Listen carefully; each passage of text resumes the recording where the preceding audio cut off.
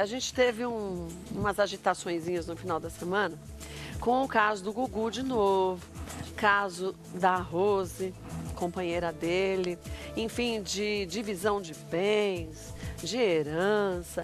E quando a gente pensou, tá bom, então parou naquilo na sexta-feira, não, as coisas se complicaram mais ainda no final de semana. Exatamente, Kátia. A Rose soltou uma carta no final de semana falando do seu... detalhes, na verdade, né? Do seu relacionamento com o Gugu. Em contrapartida, a mãe do Gugu também deu uma entrevista falando Não a entrevista que a gente mostrou só na Veja, ela deu uma entrevista para o Fantástico. Fantástico, e o advogado da Rose também deu uma entrevista. Também deu uma entrevista para o Fantástico. E são duas, como eu posso dizer, opiniões diferentes sobre o mesmo assunto, na verdade. É o que acontece, na verdade, 99,9% de muitas encrencas que a gente se coloca. É a minha verdade, a sua verdade, é a verdade de fato. É verdade. Não é? É verdade, é exatamente isso. Bom, vamos começar lembrando já aquela guerra, porque não tá sendo uma guerra, gente. Tá. É uma briga sem necessidade pelo dinheiro, pela herança que o Gugu deixou. E mais do que isso, né, expondo a família inteira. Até na sexta-feira, o Rafa mostrou a entrevista que a Rose tinha dado à Veja e a dona Maria do Céu também dado à Veja. A Rose não falou nada contra a família do Gugu na sexta-feira. Na sexta-feira, não. Ela foi muito tranquilo. Sim, ela estava muito tranquila. A Maria do Céu, na verdade, que foi um pouco mais incisiva na entrevista para Veja. Inclusive, nessa entrevista da revista Veja, a Maria do Céu falou ainda sobre o Silvio Santos, porque foi uma ausência extremamente sentida no velório do Gugu. Todo mundo, acredito que vocês aqui estavam esperando, Sim. Todos que estavam lá na cobertura ficavam um burburinho. O Silvio Santos está vindo, agora o Silvio Santos vai chegar, agora o Silvio Santos... E no fim das contas o Silvio Santos não apareceu. Mas a gente até, durante aquela tarde, a gente até falou que o Silvio Santos, por ter na época 88 anos, Sim. e ele não estava nem gravando os programas, que ele estava debilitado, com gripe e tudo mais, que ele não teria condições de ir.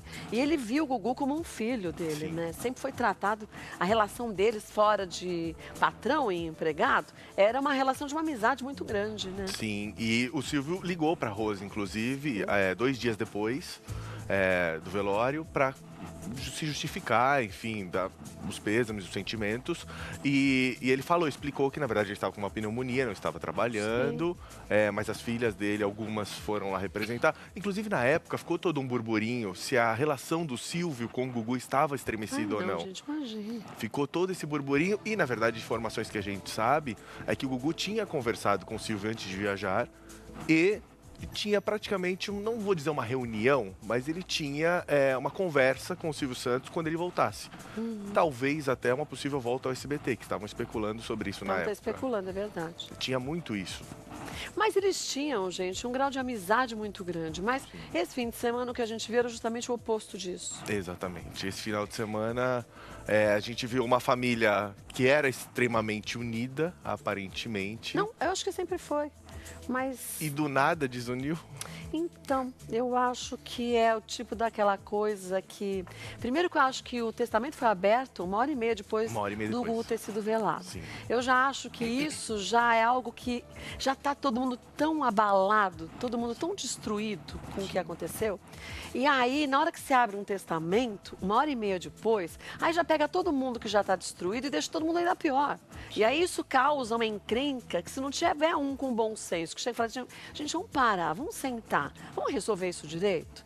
Eu vou deixar o que eu acho para lá, você deixa o que você acha, vamos fazer o que é certo, vamos fazer o que o Gugu faria? Vamos pensar como ele sempre agiu com a gente? E o testamento, na verdade, ele acabou vindo justamente para dar essa mexida na família e essa desunida numa família que era tão unida, né? Exatamente. O testamento veio, pegou todo mundo de surpresa pelo fato da Rose não estar no testamento. E isso acabou fazendo todo mundo falar, como assim? Ela não era a companheira dele?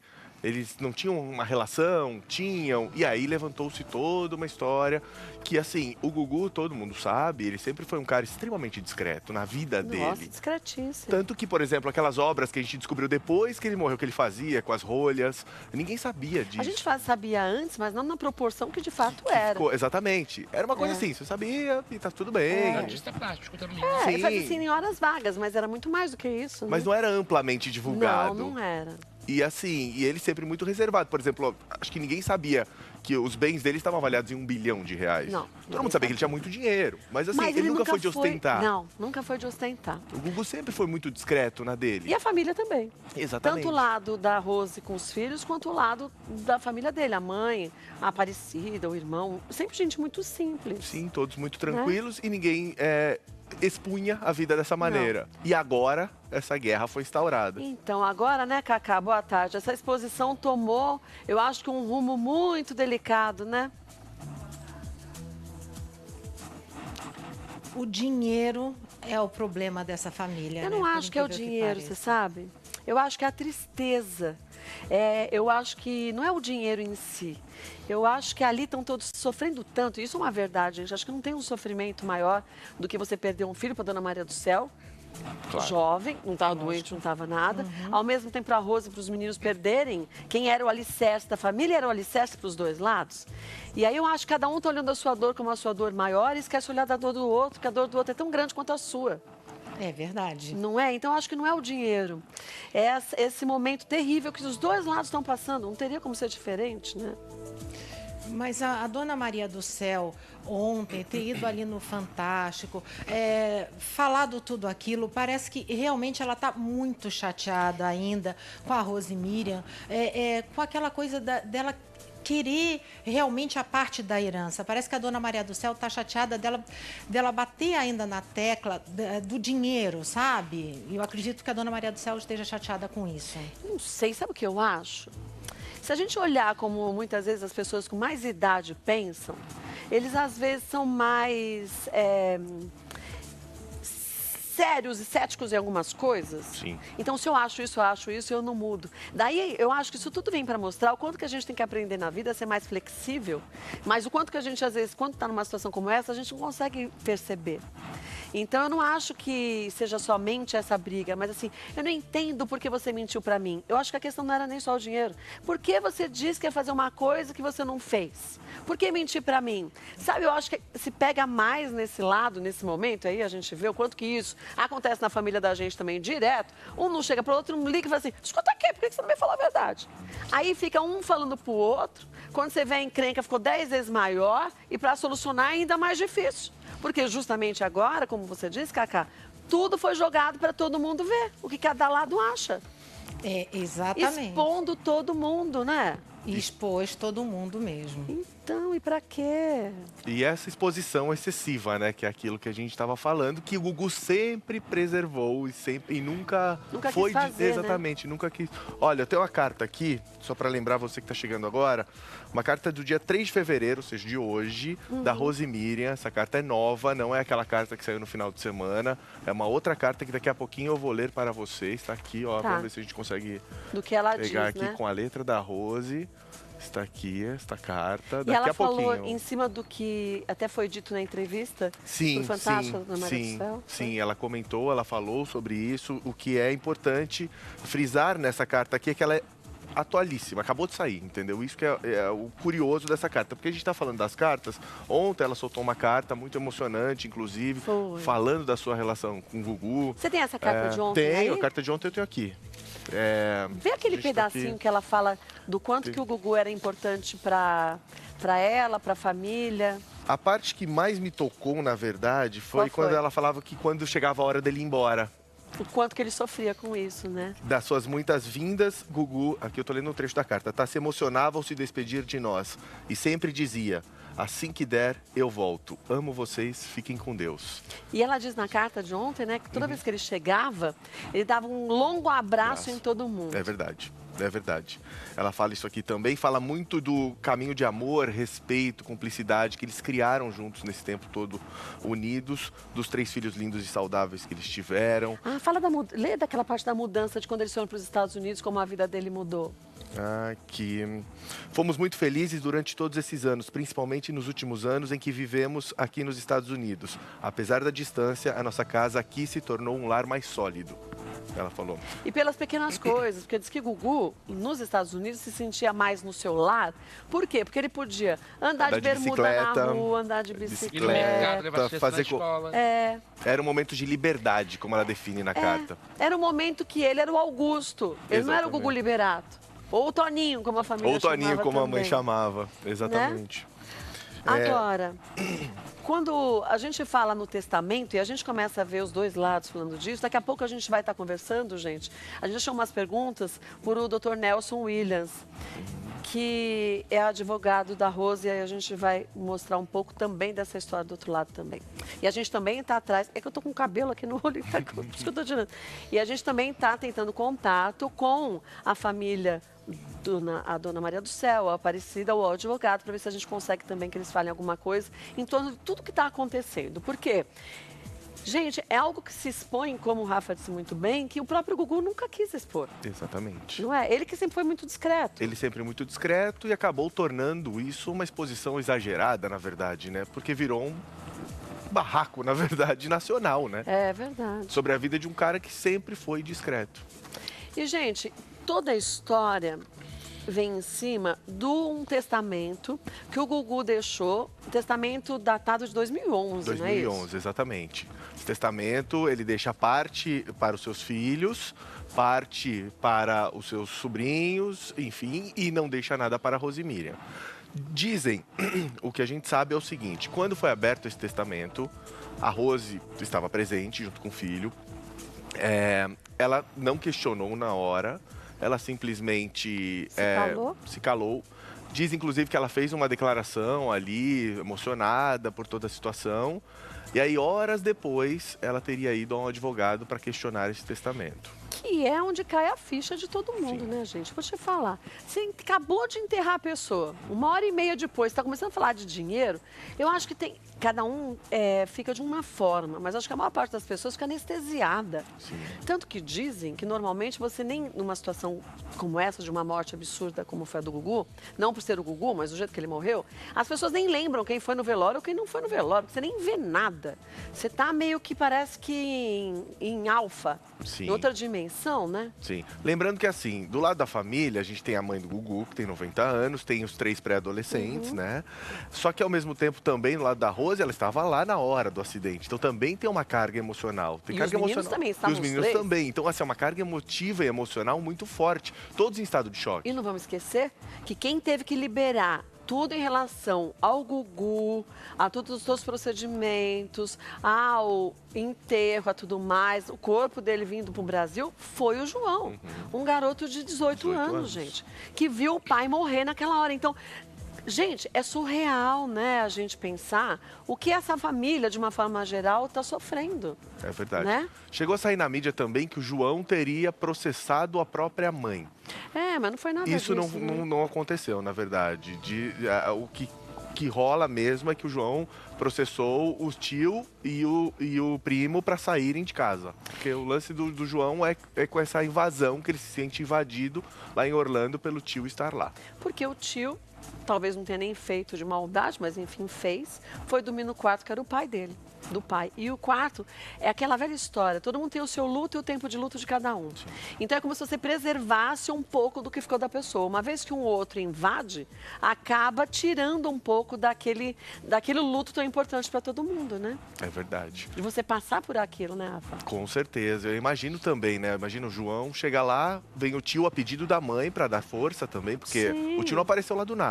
Sim, a Rose porque chamou. a Rose pediu. Ela estava muito Como abalada. a gente pediria para alguém da família, Pra alguém da eu família tô lá. tão péssima. Vem pra cá, me ajuda. E você precisa de alguém que você tem uma afinidade, alguém da família, né? Sim. Agora, esquecendo um pouco a história do Gugu, mas só, a gente vai ler a carta e tudo mais, mas voltando para o que pode acontecer com qualquer pessoa, porque um dos assuntos que mais a gente ouviu nesse tempo todo foi, tá bom, mas quem tem direito, quem não tem direito, como funciona essa história de testamento? Eu deixo meu testamento deixando tudo pro meu cachorro? Isso pode? Eu deixo o testamento tirando alguém da minha família que tem direito? Isso é válido? Então, para a gente entender essa história em qualquer caso, com qualquer família, com muito ou pouco dinheiro, não importa, a gente convidou a doutora Gladys Chama, que é advogada de direito de família, para explicar para a gente. Muito boa tarde, doutora Gladys, tudo bom? Oi, Kátia, boa tarde.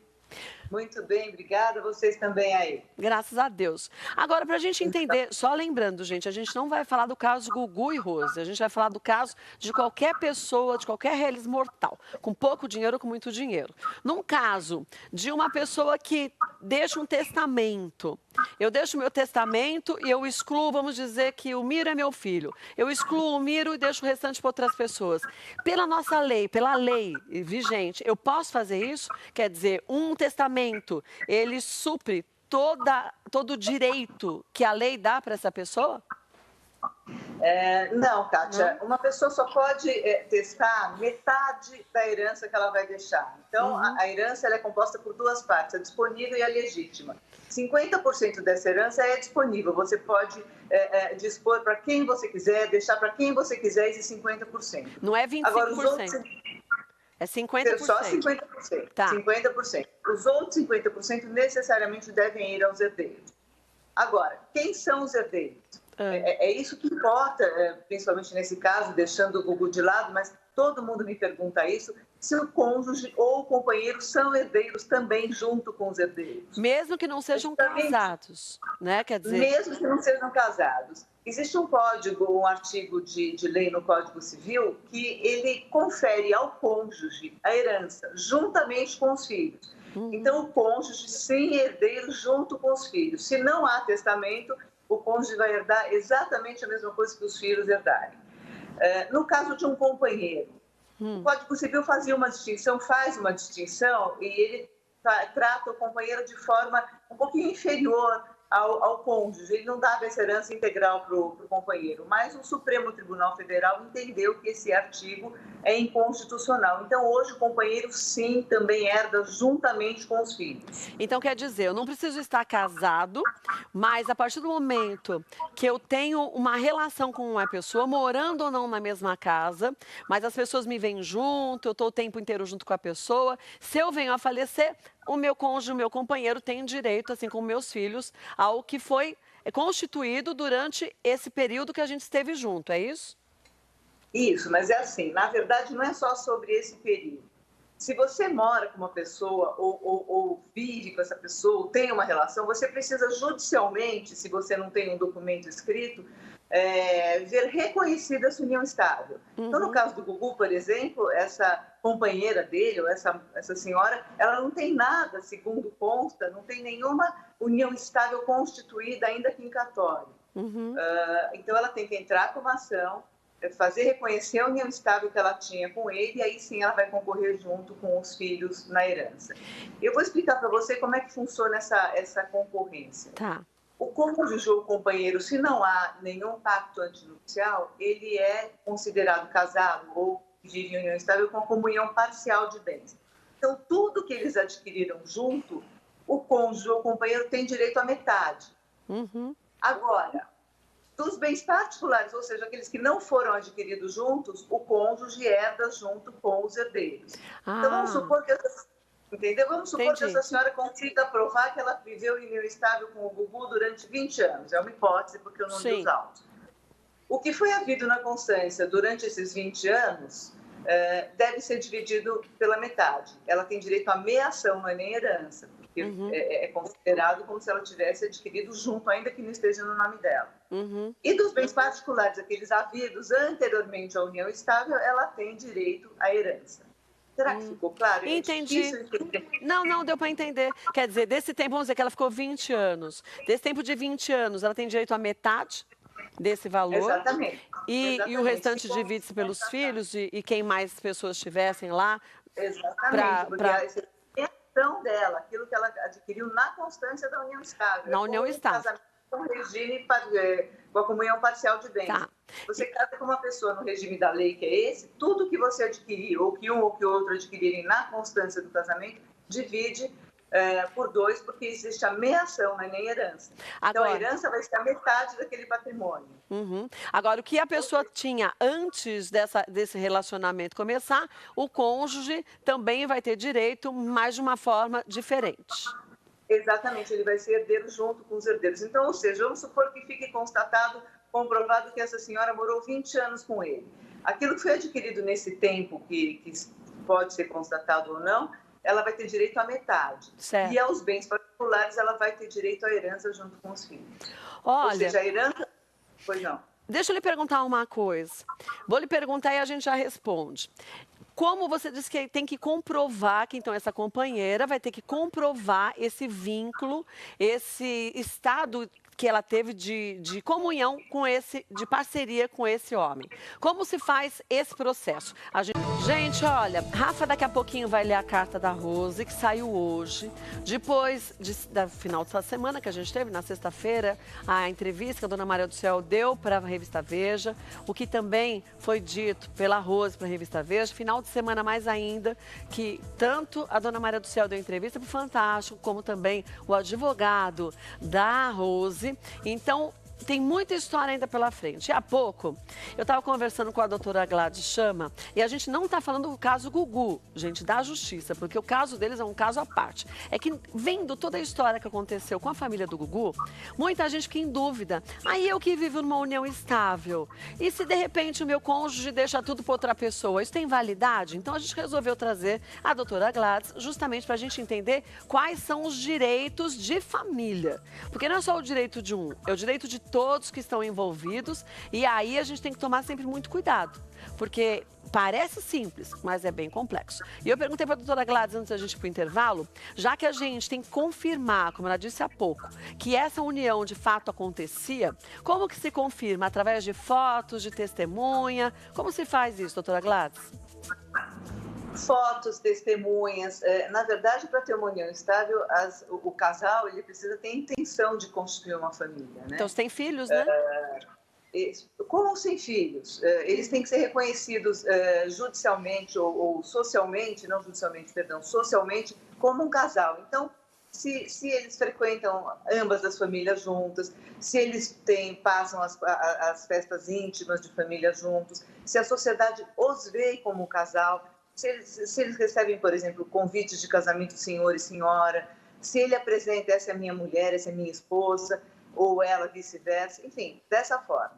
Mas e se a pessoa fala assim, esse é meu companheiro, quer dizer, não importa qual a nomenclatura que eu dou, se eu vinculo a imagem da outra pessoa a mim, é sinal que eu considero fazendo parte da minha vida pessoal, né? Exatamente. É por isso que eu digo, ele tem que ser socialmente, aquele casal tem que ser reconhecido socialmente como um casal, como uma família. E se ele apresenta ou ela apresenta, eles se apresentam dessa forma, é assim que será. Dentre outras provas, fotos, viagens, famílias, familiares, amigos. Agora, deixa eu lhe perguntar outra coisa. Então, já que pelo direito de família, se você comprovar que você de fato viveu com aquela pessoa, não necessariamente tendo que morar na mesma casa, porque hoje em dia tem muitos casais que convivem dessa forma, mas que cada um tem um endereço, mas que fala, não, é verdade, ora ele vem para cá, ora eu vou para lá, então a gente vive em comum, não no comum espaço, mas no comum de vida. Se eu deixo um testamento, o que tem validade desse testamento junto ao que tem validade do direito de família? Se você deixa um testamento, é o que eu te falei, você pode dispor de metade dele. Então, se você tem uma companheira, essa companheira tem a metade do que você tem, você não pode... tirar dela. Tirar dela. Aquela metade já é dela como meação. Então, se eles compraram uma casa, carro, aquela casa e aquele carro serão metade de cada um. Uhum. Esses bens serão divididos, serão metade de cada um. São considerados assim na lei. E aí, do restante dos outros 50%, tem a parte dos filhos, e aí uma outra parte que eu posso aí destinar a quem eu quiser, qualquer outra pessoa que eu não preciso ter um vínculo. Exatamente. E não é só dos filhos. Por exemplo, o companheiro ou a herdeira, ou a esposa, eles também herdam junto com os filhos os bens particulares. Então, aquele carro e a casa que foram havidos na constância, ela tem a metade e os filhos herdam. Mas se essa pessoa que faleceu deixou também uma fazenda que veio da família dele, e essa fazenda aí sim ela vai ser dividida entre os filhos e a mulher, porque esse é um bem particular do qual ela vai herdar junto com os filhos. Agora, deixa eu lhe perguntar, esse processo todo demora muito para acontecer? Até você comprovar e tudo mais, não? Hoje em dia eu acho que a justiça está bem mais rápida, os processos são eletrônicos, mas sim, ele demora um pouco, você tem que fazer provas, o juiz de primeira instância vai dar uma sentença, quem não gostar da sentença vai recorrer para o Tribunal de Justiça. Demora algum tempo, mas Hoje em dia está bem mais rápido. Eu não sei estimar, mas eu imagino que em 5 anos talvez a gente tenha um resultado. Olha, então, gente, o bom seria se todo mundo já deixasse tudo legalizado, né? Já fosse a um Exato. cartório, já fizesse ali o seu processo de reconhecimento, ou então de acordo, porque você pode fazer também um contrato, não pode? Desse casal, por exemplo, dizendo: ah, eu sei dos meus direitos, mas eu abro mão dos meus direitos e eu não quero nada. Olha, a gente hoje está falando de um assunto muito sério, gente, que é a união estável. Às vezes a gente, quando vê uma pessoa, como o do Gugu, que tinha um patrimônio gigante, a gente acha que isso tudo só acontece para quem tem muito dinheiro. E não é, gente. Experiência própria, eu já vi cada coisa, até na minha própria família, que às vezes é tão pouco que a pessoa tem, é quase nada, mas mesmo assim, gente, e aí não é a questão do dinheiro como vai ficar, é o desgaste na família que fica. Então a gente hoje está, isso para os dois lados, não tem um lado que fica mais desgastado que os outros. Os dois lados, quando não, uma parte da família vai de favor de um, outra parte vai a favor de outro, enfim. Sabe qual é a melhor coisa? É fazer a coisa certa. Então a doutora Gladys Chama está com a gente já vai falar com ela, que eu perguntei para ela o que a gente tinha que fazer para deixar sempre isso legalizado. Então, quem vive em união estável, como tem que fazer esse documento para fazer simplesmente o que diz a lei. O que diz a lei, que é um documento que você faça perante o cartório para ter validade. Agora, o que eu deixei há pouco para ela, a pergunta é, se eu faço um de próprio punho, ou enfim, de qualquer forma, no computador eu assino, dizendo que eu sei que eu não tenho direito a nada, se isso tem validade ou não tem validade. Tem validade um documento como esse que eu possa fazer, doutora Gladys? Então, você não pode abrir mão dos seus direitos, porque ele é inválido. Você pode sim declarar que você não vive em união estável, daquela relação, apesar de ser sólida, de vocês viajarem, ficarem muito juntos, vocês não vivem em união estável, aí sim você não vai ter direito. Agora, se você vive em união estável, por lei, aqueles bens são seus. Você pode abrir mão deles sim e deixar para quem você quiser. Aí eu posso pegar a minha parte e doar para os meus filhos. Sim, você pode fazer o que quiser, mas eles são seus. Pela lei, eles são seus. O que foi havido na constância é metade de cada um. E da herança, o que não foi havido na constância e você for herdar, você também pode abrir mão quando ele falecer. Você pode renunciar àquele direito hereditário, mas só quando ele falecer. Você não pode renunciar à herança antes do falecimento. Ninguém pode renunciar da herança de uma pessoa viva. Agora, deixa eu lhe perguntar uma coisa. Para a pessoa fazer, antes de qualquer problema começar a acontecer, fazer um documento de união estável, o casal tem que ir até um cartório e assim de uma forma simples se faz ou não? É muito melhor você fazer por uma escritura pública, porque tem um tabelião que dá fé, que ele é como se você tivesse feito um casamento no cartório de registro civil. Eu acho que é sempre aconselhável, sim, você fazer no cartório. É claro que se vocês fizerem de próprio punho, você pode alegar união estável, pode haver um juiz que entenda que aquele documento ou a outra parte alegar que aquilo não é verdadeiro, que aquele documento é falso. Um instrumento feito em cartório não pode alegar que ele seja falso, por exemplo. Isso vale... Eu acho mais seguro. Eu acho que é melhor fazer em cartório. É mais garantido, né? Outra coisa, esse documento pode ser feito entre pessoas do mesmo sexo também, né? Que é uma pergunta que sempre se faz. Também, né? Porque isso já dá o direito que muitas vezes, se você, num caso de falecimento, se o seu cônjuge está doente, para que você consiga acrescentá-lo no seu plano de saúde, quer dizer, tem vários